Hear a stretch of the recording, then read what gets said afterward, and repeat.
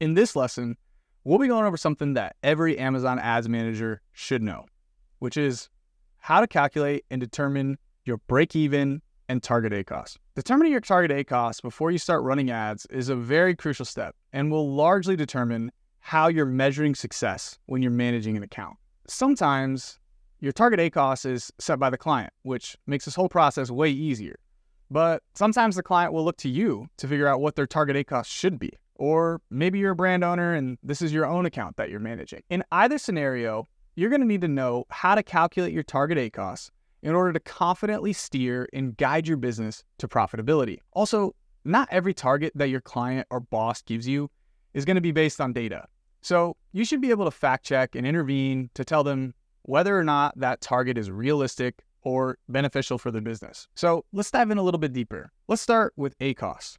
ACoS is a vital metric in Amazon PPC. It's the relationship between how much you're spending on ads and how much revenue those ads are bringing in. In general, a lower ACoS is more desirable than a higher one. That just means you're spending less money to generate a higher volume of revenue, or it's not costing you as much to earn a sale. You certainly would prefer to be able to drive a large amount of revenue with just a little bit of spend, but that's not always the case, and that's not how this works. Every account is going to be different, and you should treat them as so. As with pretty much everything in this course, we want to take a data-driven and formulaic approach to answering any questions and solving problems. So one of the first activities you should do before you start running Amazon ads is determine first what your break-even ACoS is. The reason why determining what your break-even ACoS is first is that it answers the question of at what point or at what ACoS do you start losing money. Your break-even ACoS is the point at which you don't make any money, but you also don't lose any money either. You break even.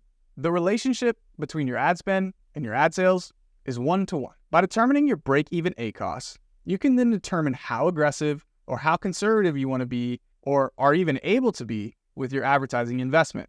When you know your break-even ACoS, you can then gauge how much more room you have to spend in an account before you start to push the limits of the margins on a product. You can tell if you're overspending on a particular product or have a lot more room to branch out and say, add additional ad spend or some additional targets or show up on some competitive terms. Along with determining break-even ACoS, in this lesson, it'll be important that you understand the concept of ad cost of total sales. Some people call it tacos. Steven is adamant on calling it ACoTS, but we'll see if it catches on.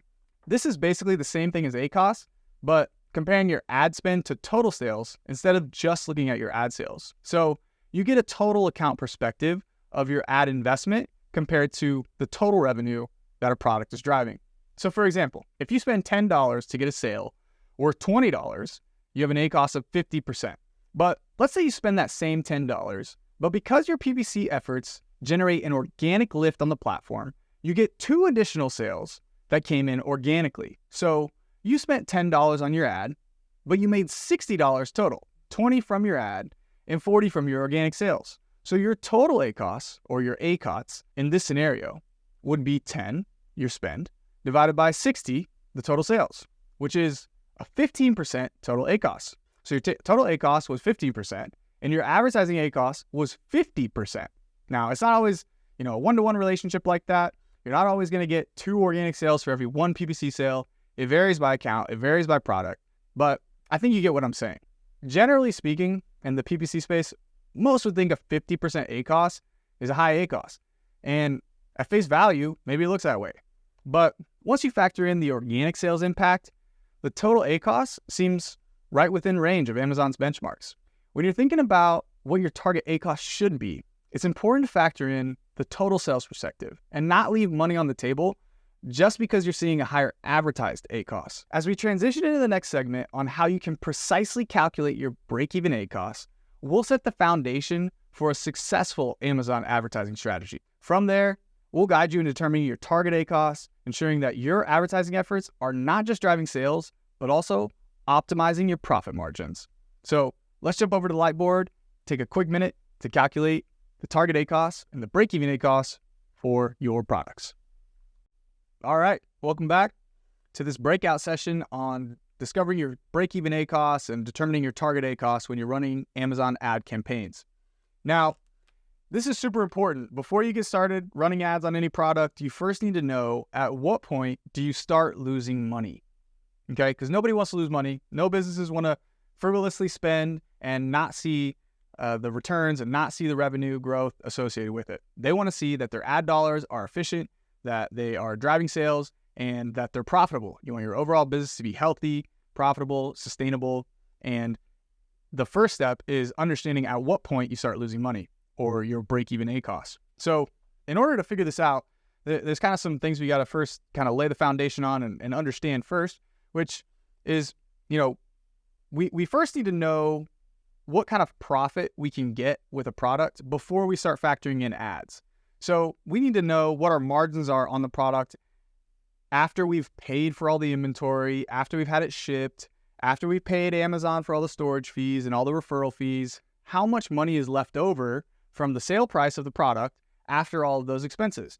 That's going to be what your profit is, or what we're going to call it is the PreApps or pre-ad profit per sale. Now, this is going to tell you how much money on an organic sale, a single organic sale, you would make after all expenses. So your PreApps is going to be equal to the selling price that you have for the product. So how much you're selling it for, minus all your Amazon fees, minus your cost of goods sold, or your COGS. So your COGS is basically just how much you paid to acquire that inventory from your manufacturer. So it's basically just how much you paid for each individual unit. So you have your selling price minus all the fees that go into selling on Amazon, minus your COGS is your pre-ad profit per sale. Now this is the dollar amount that you would have left over if you got one organic sale. So you've sold the product for the selling price, you've factored out all of your fees and all of your COGS, and you're left with this number, this profit. And that's called your pre-ad profit per sale. So pre-ad profit. It's not factoring in ads. So if you really wanted to figure out whether you were profitable on this product, you would have to also factor in your ad spend on this product. So you take your selling price minus your Amazon fees minus your COGS, or you multiply that times how many units you sold and subtract all the ad spend. So that's how you would kind of get to figuring out, what that profit margin is initially. And then from there, you can use that information to figure out what the actual break even would be, because this is how much you're left with an organic sale. So theoretically, if you were to spend this much, whatever this number is, you would have zero profit, right? Because if this is equaled out to zero, that means that your selling price minus your fees minus your COGS minus your spend all totals out to zero. You broke even. You didn't make any money. You didn't lose any money, but that's what this represents. Now, tying that back over to ACoS and break-even ACoS, this would represent the max amount of spend that you can put towards a product before you generate sale, before you start pushing into diminishing returns, before you start pushing into unprofitability. So basically, you can think of PreApps when you're determining your break-even ACoS. Your PreApps would represent max spend, okay? Max spend to even out and break even on this product. So to find out break-even ACoS, we're basically just going to take our pre-ad profit per sale. Like we said, it's going to kind of represent our spend, or our theoretical spend. So we'll take our pre-ad profit per sale and divide that by our selling price. So this formula looks very similar when you're thinking of PreApps as like your costs or your spend. You can kind of see how this would be very similar to the ACoS formula. You have your spend over your sales or your selling price, how much you're selling per unit. So, in theory, this formula right here would give you this percentage break-even ACoS. So you have your spend divided by your selling price, gets you your break-even ACoS. Whatever this comes out to be, if you're hitting this ACoS in your ad account, it basically means that you're breaking even, you're not making money. And it honestly, in most cases, you probably are losing money if you're at this break-even ACoS because this doesn't necessarily factor in everything, all the expenses that a business could incur. You have employees, you have other expenses, utilities, buildings, offices, all that kind of stuff that goes into the overall profit of a business. But when we're just specifically talking about this is kind of where we'd start. If you're at this break-even ACoS, we'll just say you're not making any money, but we know that you would be losing money if you were at this break-even ACoS. So that's an important place to start. Now, let's kind of illustrate this a little bit differently now and kind of jump over to some like real examples and show you some like kind of how this works. So let's break out a couple different things. So I'm going to erase this here and we're going to put up a table here. And I'm going to show you the power of this. All right. So we're going to break down an example where I can show you and illustrate how important these numbers are and really having a good foundation on these numbers can really be. So this should illustrate kind of the different investment levels that you could potentially spend at and the profit that you might expect whenever you're selling this particular product. It's just an example, but for now we'll dive into it. So these two rows, these two columns, revenue and pre-ad profit per sale, those are going to remain fixed because our selling price isn't going to change too much. Our margins aren't going to change too much. We're not going to get like much reduction in our overall overhead and costs. So those two, for the most part, stay the same. The factor that really changes and dictates a lot of where you net out and what your ACoS ends up being is how much you're spending on ads. So let's say, for example, you spent $9.40 on ads and you drove one sale, you got one sale at $20, which would give you an ACoS of 47% and a profit of 60 cents.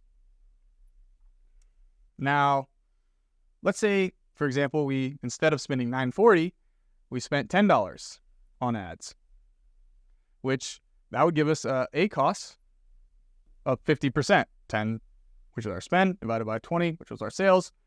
We get a 50% ACoS.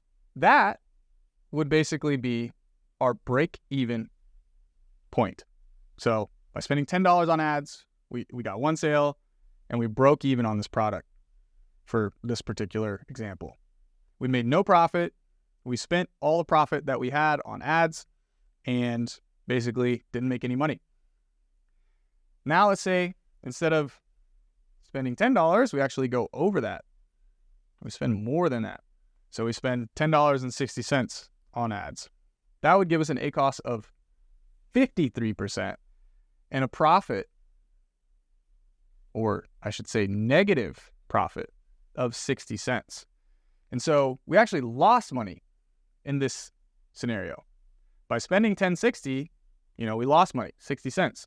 So you could do the same exercise with your product, figure out, what your revenue is, what your pre-ad profit per sale is, figure out, how much you can actually invest in ads before you start pushing into unprofitability. So this is super important. And it's really good to have this foundation and understand these concepts. So, you can take that back and really dive into your account and figure out what kind of targets are you working with. Maybe your ACoS targets are too low. Maybe you have a ton of profit on the table and your sales aren't growing and you're not sure why. It could just be that, your investment levels are too low and you have a whole lot of profit left on the table to reinvest into your ads to help spur some more growth. And this kind of exercise would help you see that. You'd be able to see how much margin you have, your current margins, and be able to use that as information to guide you and to, inform your decision making on when to invest more in a product, when you have the room to do so, and when you don't. Doing something like that, breaking out your costs and your prices and how much you're spending on ads to really figure out and dial in what that should be. But there's going to be a template associated with this lesson where you can dive in and see these and plug your own products and your own formulas into, or your own metrics and numbers into the spreadsheet, and it'll output exactly what your break-even ACoS is. You'll be able to manipulate this and look at different unit sales levels and investment levels and kind of dictate and figure out where you want to land and where is going to be most optimal for your business in terms of profitability. So check that out. Definitely go through that and experiment with it a little bit. There's a couple different tabs you can look through. There's a Seller Central one, there's a Vendor Central one, and there's like overall account one that you can look at. But it's also really important on the topic of Vendor Central. Vendors are wholesalers to Amazon. They sell in bulk to Amazon. Amazon purchases at wholesale price and then resells the products to their customers on their platform at list or retail price. So it's not going to be the same as you would with Seller Central. With Seller Central, you can just look at ordered revenue, and that would equate to your actual sale price. But when you're a vendor, your sale price to Amazon is actually called shipped COGS. So it's actually, the price that Amazon paid you for it is your shipped COGS. So this could represent your ordered revenue as a business. It's not necessarily the ordered revenue of the account. You'll be able to see that within Vendor Central. You'll be able to delineate between total ordered sales, which is total sales at retail price, versus your shipped COGS, which is your total sales at your wholesale price to Amazon. So when you're a vendor, it could look way better if you're just looking at ordered revenue, but we want a more realistic sense, so we want to look at shipped COGS instead of that. Everything else pretty much remains the same. So our pre-ad profit per sale, instead of our revenue, is going to be our shipped COGS minus our actual COGS, not necessarily the price we sold it to Amazon at, but the price we bought it for from our manufacturer. So Amazon has its own cost of goods sold that it purchases from us as a vendor, and then we have our own cost of goods sold where we're paying for the product from our manufacturer before we, list it higher and sell it at wholesale price to Amazon. So you have your shipped COGS minus your cost of goods sold minus any other fees. With vendor accounts, there's some vendor fees, some things to consider there within some of your expenses. And basically that's it. Everything else would remain the same. You take your shipped COGS minus your vendor fees, and you're left with your pre-ad profit per sale.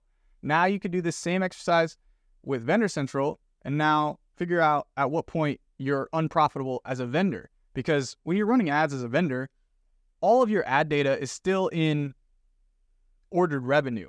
The metric for your ad sales is being calculated based on the MSRP or the list price, the sale price of the product that you're promoting. So you're not actually seeing, your sales necessarily. You're seeing Amazon's total sales, and then you got to kind of extrapolate that back and figure out how much did, you as a business, as a vendor, make from selling those products on Amazon. You're basically promoting the products so that Amazon sells more and then buys more from you. So advertising plays a slightly different role, still same idea, same goal and everything as Seller Central, but ultimately just kind of a different result, different path, and just some important things to keep in mind whenever you're looking at the difference between vendor and seller. There's some different fees with seller, there's some other fees with vendor that you got to kind of keep in mind, and that shipped COGS one is a really big one. So definitely keep that in mind. The last thing I'll mention on this is that particularly with Seller Central, there's a couple different options that you have. You can have your products fulfilled by Amazon, where Amazon's housing and shipping all of your inventory out to customers for you, and you don't have to do any of that. Or they have something called fulfilled by merchant. And this is basically just where, you still have your product listed on Amazon, but they're not stored at the Amazon warehouse. You actually house them in your own warehouses. And then when you get orders through that FBM listing, fulfilled by merchant listing, you ship them out yourself to the customer. So you handle all the picking, packing, and delivery. So that cuts down a big portion of your costs. Now, there's trade-offs that we're not going to get into to using an FBM model versus using an FBA model. Generally, an FBA model is favorable in terms of volume, but you can get better margins with an FBM model. So the reason is because you're not paying for those extra storage fees that you would be if you're using FBA. So your profit margins are going to be a lot higher on your FBM listing than they are on your FBA listing. So you'll see in the calculator that there's a couple different options for you. You can see that there's, a Vendor Central, a Seller Central, but there's also within Seller Central, there's the FBA and FBM listings. So those calculations are going to be slightly different. There's just additional fees with the FBA section. So just keep that in mind and make sure you kind of break down both of them. So the different margins whenever you run out of stock on FBA and you're left promoting your FBM. It's important to know what kind of margins you have there. It might cost you a little bit more to earn a sale simply because the shipping times are longer and your, conversion rates might be a little bit lower. So those are all great things to keep in mind when you're diagnosing your break-even ACoS. You're figuring out your break-even ACoS for your account. Now, we've talked a lot about break-even ACoS and basically, figured out at what point we don't make any money. And that's not like super helpful for us to know, it is, but it's not like game changing. It's not actually getting us to a target because, the break-even ACoS isn't necessarily what we want to target. It's just giving us context for when we're targeting. So break-even ACoS and target ACoS are two very different things.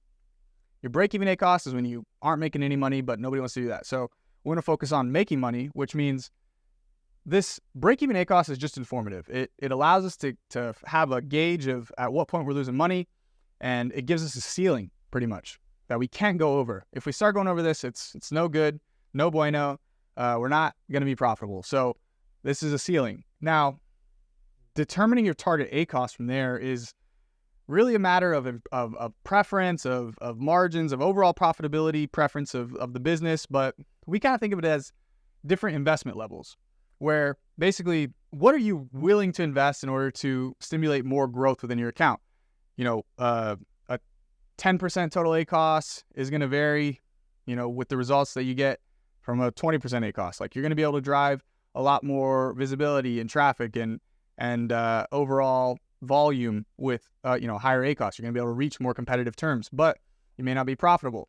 So you got to keep all those things in mind and just make sure that, you're using this break-even ACoS not as a target, but more as just a reference point. So from there, you can either work with the client, take a look at kind of where you're at. It really depends on where you're at in your growth cycle of your Amazon business. Like, there are phases where you need to be more heavily invested because you're focusing on growth, you're trying to expand, you're trying to penetrate the market and reach new customers and things like that. There are times where you need to dial things back and you've been aggressively pushing for a long time and you've seen that organic rank and you've generated that sales velocity, but you got to kind of start dialing it back and reining it in to start hitting some better profitability margins. So, it's a nuanced game, but at each level, at each target ACoS, you're going to be able to tap into different searches, different queries. You're going to be able to access different stages of the funnel, all dependent upon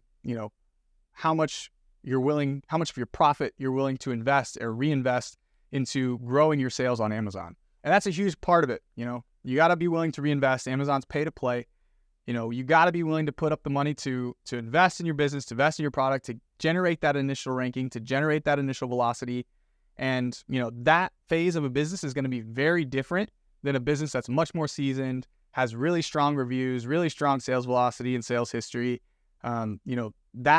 That business might be in a different position where they're more focused on just trying to maintain margin. Still want to see some good growth, but just mostly focused on preserving margins and maintaining good profitability and EBITDA. So that's pretty much it for determining and finding your break-even ACoS, as well as, figuring out what your target ACoS should be. Do with that what you will, but dive into that Excel sheet that has all the calculations. Take a look at that, plug your products into it, plug your metrics into it, and start to get an idea of what your break-even ACoS is for all of your different products. And then reverse engineer back and figure out what your target ACoS is going to be from there.